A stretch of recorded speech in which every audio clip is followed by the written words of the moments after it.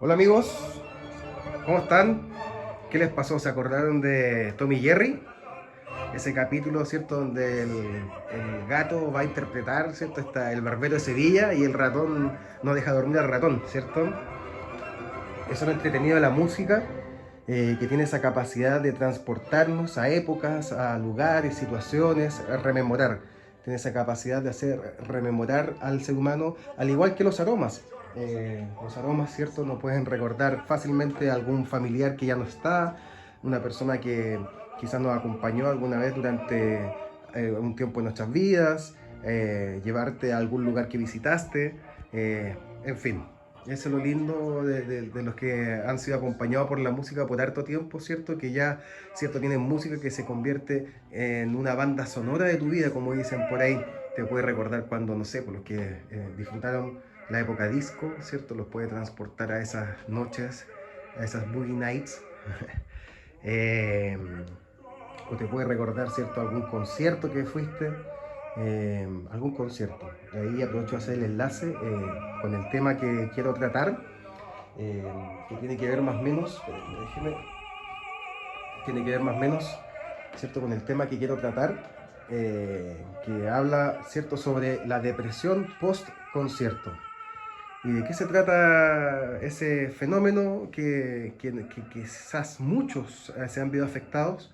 Que es cuando vas a un concierto de lo que sea, de clásica, de rock, de folclore, de lo que sea, instrumental, un instrumental no tanto, pero cuando vas a un, o sea, instrumental me refiero sin amplificación, pero cuando vas a un gran concierto de rock, llegas a tu casa y sientes que el sistema es mínimo, que no suena como sonaba en el concierto, en el estadio, donde fuera, en el teatro. Eh, claro, es imposible, digamos, reproducir o, digamos, llevar eso a la casa. Eh, Llevarlo a la casa es difícil porque la cantidad de SPL, la cantidad de drivers y cómo funcionan esos sistemas es, es distinto a lo que tú tienes en tu casa. Por eso que muchas veces vas a un concierto, llegas a la casa, es como que, o pucha, se acabó el concierto, después llegas a la casa y sientes que tu sistema, por muy grande, por muy bien elaborado que esté, por muy bien conformado que esté, lo vas a sentir que es mínimo. Claro, porque estuviste expuesto a un sonido gigante, donde había miles y miles de watts, ¿cierto?, que estaban trabajando. Eh, Tenías instrumentos que estaban pasados por una mesa, ¿cierto?, en línea. Tenías un sistema, ¿cierto?, PA activo. Un sistema PA activo significa que tienes una mesa que recibe la señal, la deriva a procesadores, crossover, compresores, ¿cierto? La pasas por power, ¿cierto? Dedicados para cada vía y luego se van a las vías, a los parlantes. En un sistema activo eso es básicamente mesa, procesadores, power, ¿cierto? Y de ahí se derivan los distintos power, se derivan, digamos, del crossover, se derivan los distintos power, las vías bajas, medias y altas, y de ahí se van a los grandes parlantes, ¿cierto? Pero se acabó el tema, vamos a poner un CD. Eh, y claro, llegas a la casa y quieres sentir esa misma magnitud de sonido, y no la vas a tener por ninguna parte, no la vas a conseguir. Quizás puedes acercarte un poco, pero por mucho que tengas a la vez un sistema súper bien elaborado, ¿qué pasó? ¿Está sonando? Ahí. Un, un cuarto se llama un sistema hi-fi, y por muy bueno que sea el registro, ¿cierto? Una música envasada jamás va a superar a lo que suena un instrumento en línea, ¿cierto? Lo que suena un instrumento amplificado, y pues ni siquiera puede ser un instrumento amplificado, me refiero de línea, sino que un piano que se le pone un micrófono y amplificado, pasado por una mesa y por toda esa cantidad de procesadores, jamás va a superar a, o sea, una envasada jamás va a superar eso. Eh, Ahora, no significa que el PA sea superior al hi-fi y el hi-fi sea superior al PA. Son caminos que van de la mano, pero son distintos, son completamente distintos. Si bien es cierto, el hi-fi busca emular el sonido real, el sonido en vivo, como fue concebido, y si bien es cierto, logra muy bien, muy buenos resultados. Pero por ejemplo, un parlante hi-fi no te sirve para pegar, jamás te va a servir para pegar. Tú le metes una guitarra a eso y una guitarra de línea me refiero, y yo creo que en menos de una hora ya va a estar quizás quemado ese parlante o su vida útil va a ser corta. Eh, y un parlante PA tampoco te va a servir para hi-fi, salvo algunas excepciones, ¿cierto? Vas a conseguir buenos resultados. Eh, Hay drivers PA muy buenos que sirven, que te podrían servir para hi-fi, pero son caminos completamente distintos. Si bien es cierto, el PA tiene una gran proyección de sonido, ¿cierto? Tiene una gran imagen, detalle, mucho detalle, pero también tiene un ruido base, que si tú te armas un sistema en la casa con PA, e incluyes, por ejemplo, un crossover digital, ya vas a tener jitter. Y además, cierto que el PA siempre tiene un ruido base, por muy buenos componentes que tengas, tú siempre vas a tener el siseo base. Siempre vas a tener ese ruido base en un sistema PA. Eso me lo explicó un caballero hace muchos años atrás, porque la curva PA va más arriba que la curva hi-fi, y se entiende o me hace una cierta lógica, porque el sonido PA, ¿cierto?, tiene que proyectar, el sonido tiene que llegar hasta el último asistente que está sentado atrás, ¿cierto? Y para eso se calcula una cantidad de asistentes, ¿cierto? Y necesitas tanta potencia en tal lugar, eh, no ningún pero, sino que son sistemas completamente distintos, mientras que el sistema hi-fi, ¿cierto?, lo que busca es un fondo negro, que sea lo más silencioso posible, y reproducir una realidad que pasó en algún momento, mientras que el stage, en línea, el en vivo, es algo que está pasando ahora y lo estás pasando por una mesa, por una cantidad de procesadores grandes, una gran cantidad de procesadores, y luego lo amplificas. Entonces es lo real, mientras que lo otro es una demostración, una captura de un momento real que ya pasó. Ahora, que haya pasado o no, sino que a lo que vamos es que si logra o no logra acercarse a lo real. Y sí, se acercan bastante, pero jamás vas a tener esa magnitud tan grande como lo que es un concierto en vivo. Y llegas a la casa y quedas con una depresión post-concierto. Ahora, si tú buscas armar un sistema, yo creo que la forma de acercarse a ese en vivo, a esa patada, bueno, esto viene de dos comentarios, ¿cierto?, que leí hace poco. Un compadre hace poco comentaba sobre que había ido al Monster of Rock, algo así creo que se llamaba, donde estaba Kiss, Deep Purple, entre otras bandas, y comentaba que había llegado a la casa y si existía algún sistema, un sistema hi-fi, digamos, que pudiera replicar lo que él sintió en ese concierto. Y bueno, la mayoría le decía que no. Yo fui uno de ellos, también le dije que no lo iba a conseguir, y que eso se llamaba depresión post concierto. Claro, donde llegas a la casa y sientes tu sistema mínimo. Y que son, si bien es cierto, van de la mano, pero son caminos distintos, son distintas aplicaciones. Ahora, en la casa tú podrías replicar un sistema activo, claro que sí, pero es un sistema activo idóneo para la casa, esa cantidad de sonido, porque en el fondo, si tú empiezas a sumar power, las potencias se van sumando, el ruido base también se va sumando. eh, bueno, entonces yo la verdad es que yo le haría el quite. A ver, después salió otro caballero, un connotado caballero que cierto, que hizo una pregunta: ¿activo o pasivo? Colocaba el encabezado: ¿activo o pasivo? Es ahí la cuestión. Y yo lo que respondí, que en el fondo tenía que ser una mezcla de ambos, en donde tú tengas, cierto, los bajos de manera activa, y las vías altas con un buen parlante, cierto, que resuelva de manera efectiva, que sea resolutivo de mid-bass para arriba. Yo creo que era una buena opción. Y además también comenté en la misma respuesta, dije que los sistemas activos, sobre todo en una casa, por ejemplo, ¿cierto? En un lugar acotado, se pierde la imagen estéreo, se pierde la imagen estéreo y hubieron varias personas que coincidieron en exactamente lo mismo, que al tener todo el sistema activo se pierde la imagen estéreo. Eso puede darse por un tema de que los power, no hay una coherencia entre los distintos power. Por eso los japoneses, cuando sugerían el sistema activo, siempre mostraban que tenían que ser los mismos power, las mismas, digamos, potencias, la misma serie de amplificadores, quizás para mantener esa coherencia de la imagen estéreo, no lo sé.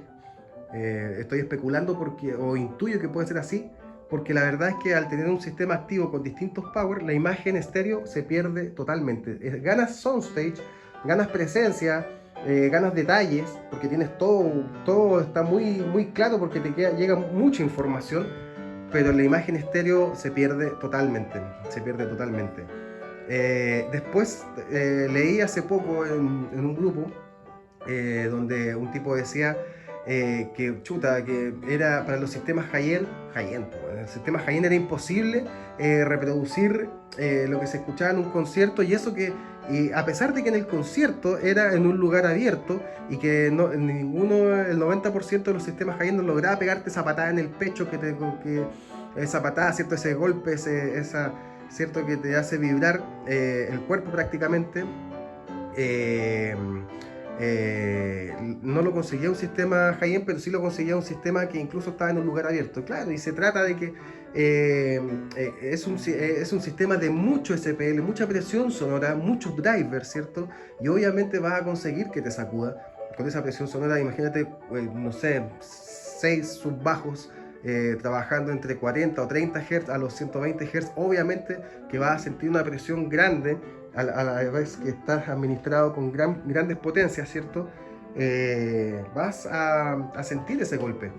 Ahora en la casa, ¿se puede conseguir algo similar? Claro que se puede. Y yo insisto en la idea, y bueno, ahí yo dije que lo que les comentaba hace un ratito recién, que el caballero, ¿cierto? Un caballero connotado preguntaba, yo respondía que tenía que ser una mixtura de ambos mundos, en donde tú tengas un sistema, ¿cierto? De frecuencias bajas, activo, y para arriba dejas un parlante que resuelva. ¿Y por qué las bajas? Porque las bajas, ¿cierto? Donde tienen esa patada, ¿cierto? Que tú sientes fuerte, o quizás que le da una atmósfera en vivo a la contundencia del sonido. Y es un tema de SPL, lo que les hablaba hace un par de videos atrás, las curvas de Fletcher. Fletcher y Munson, todavía no me sé el segundo nombre, pero las curvas de Fletcher, ¿cómo se llama? Si el otro día la estuve mirando después que les hablé, se me fue. Pero bueno, que habla sobre simplemente que es una curva donde representa la cantidad de decibeles que necesita el oído para, digamos, para para que se igualen más o menos las frecuencias, y donde dice que las frecuencias bajas, ¿cierto? Son las que necesitan mayor presión sonora para que el ser humano las sienta y las escuche. Ahora, si hablamos de escuchar frecuencias bajas, ¿hasta cuánto tú escuchas? Me refiero no tú como ser humano, digamos, con tu capacidad auditiva, sino que hasta qué frecuencias hay tono. Yo creo que hasta los 60 Hz, me imagina, por ahí más o menos ya hay tono. De ahí para abajo hay más sensación sonora, a pesar de que los bajos, sí existe un bajo tonal a frecuencias bastante bajas. Eso lo dice el piano, lo dice el órgano de pipas, ¿cierto?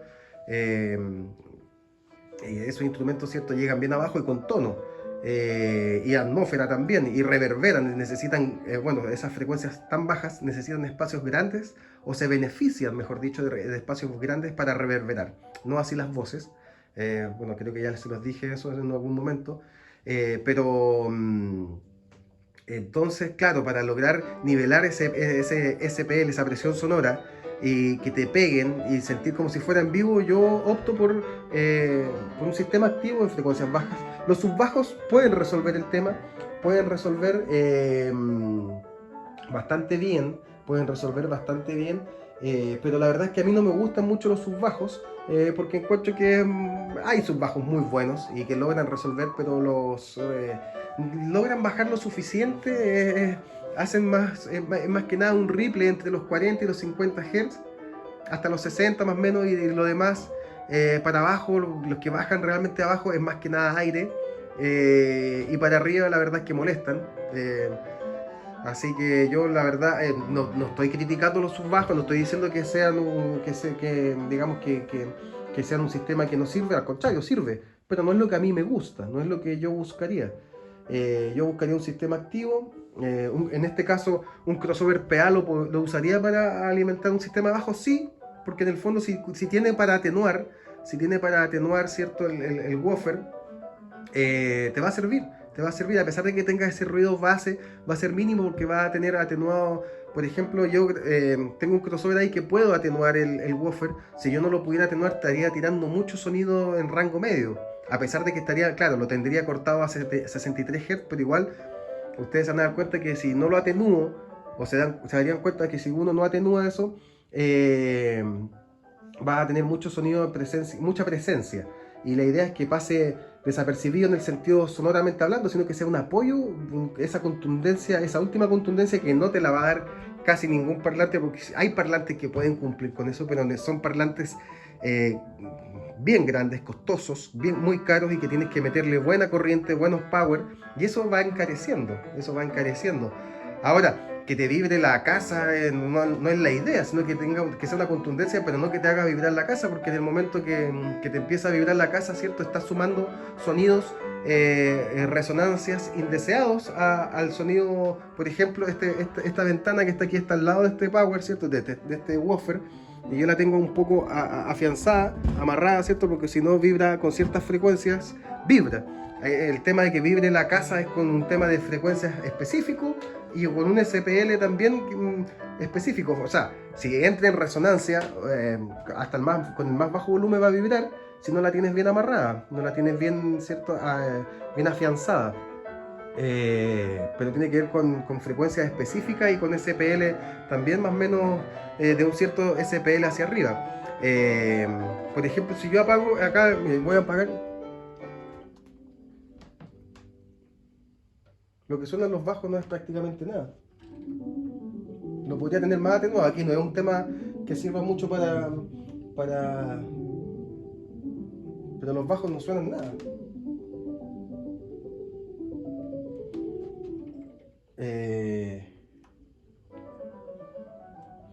Entonces, pucha, tengo aquí un disco que da un bajo pero contundente, y para que hubiesen apreciado cómo dispara el woofer, digamos, estando atenuado. Pero eso más o menos lo que les quería hablar de la depresión post concierto, en donde, cierto, llegas a tu casa y quieres replicar ese sonido tan grande que escuchaste en el concierto y no lo vas a tener. Puedes acercarte, sí, pero son caminos distintos. El PA y un instrumento en línea siempre va a superar a la música envasada. Eso va a ser así per se, no hay nada que hacer ahí. No busquemos reinventar la rueda, porque no lo vas a conseguir.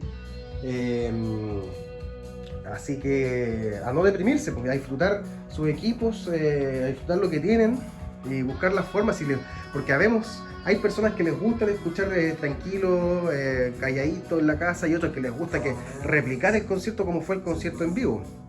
Entonces es difícil, pues no es fácil llevar a cabo eso.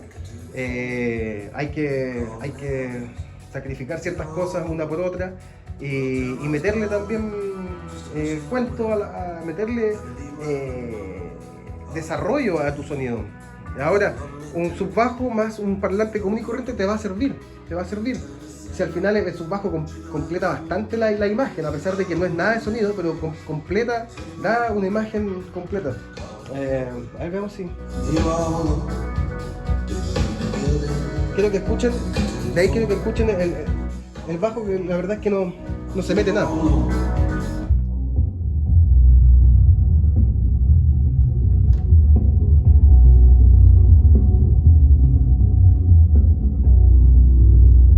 Ahí se escucha como vibra un poco la ventana.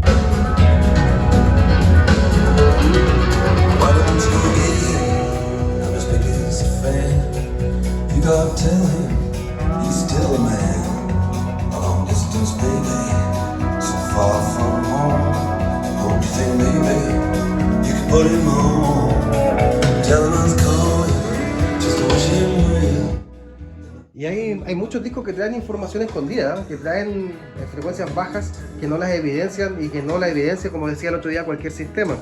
Eso más o menos, hablando, digamos, de la depresión post-concierto.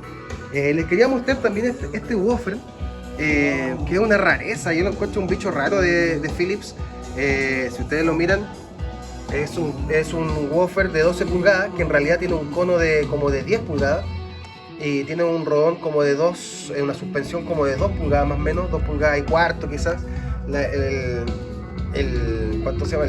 El cono es de polietileno expandido, es de Plumavit, y no muestra aquí la suspensión por el frente, como están haciendo algunos woofers ahora, ¿cierto?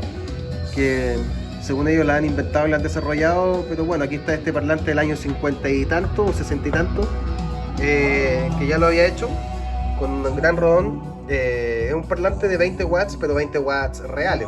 Ahora vemos algunos parlantes que dicen 1000 watts y la verdad es que le metes 10 y el parlante ya está sufriendo. Un parlante bastante particular y eso les quería compartir también. Un bicho raro de la Philips, el Philips Bombardo, el AD1255/W. Como les dije, que sea W significa que es woofer, que diga 8 significa que es de 8 ohm, y ese es el modelo AD12 de 12 pulgadas y 55 es el tipo de imán. Eso. Y oye, pero ¿qué me hacía reír antes de ese Tommy Jerry? Hay otra que es muy... Bueno, Chaplin también usaba mucho la música clásica, ¿cierto? Usaba mucho la música clásica. Bueno, de hecho, él era el compositor de la mayoría de la música de sus películas. Ahora hay una escena muy buena del Gran Dictador, donde utiliza la danza húngara número 5, esta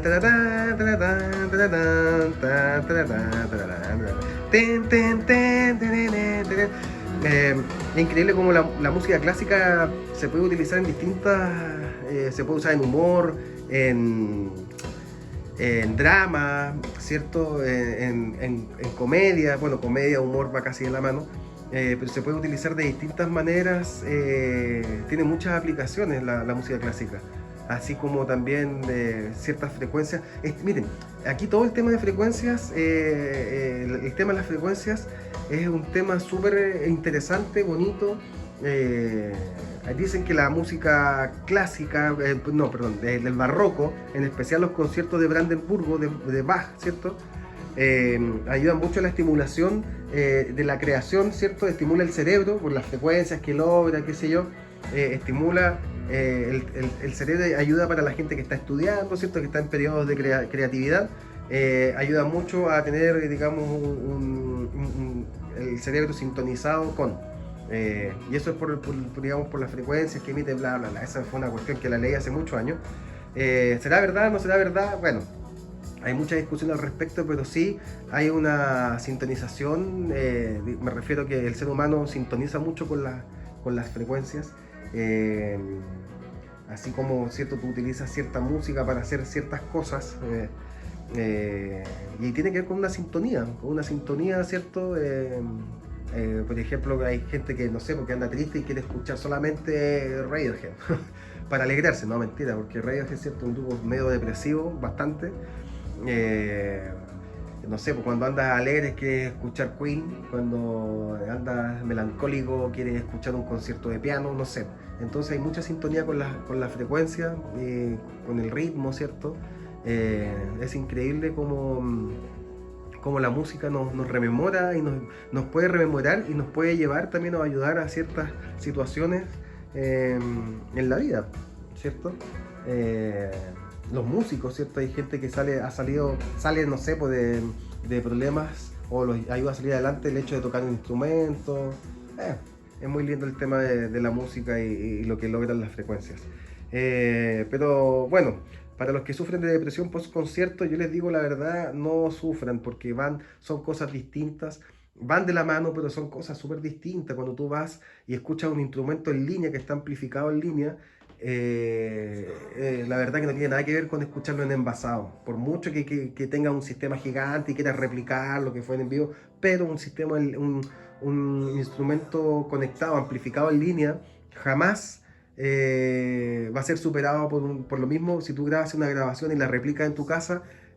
Bueno, puede que sí, puede que logres acercarte, pero lo que suena y el parlante tiene otra preparación, ¿cierto? Para que, pum, si le das a una cuerda de bajo, en línea, lo más probable es que esos parlantitos se revienten. El parlante, digamos, PA está preparado para soportar ese golpe de un parlante duro, porque la energía, la cantidad de corriente, no sé cómo decirlo, la señal, ¿cierto? Que entra por la mesa y que se amplifica, porque al final es una señal eléctrica, pero de verdad, ¿cierto? Contundente.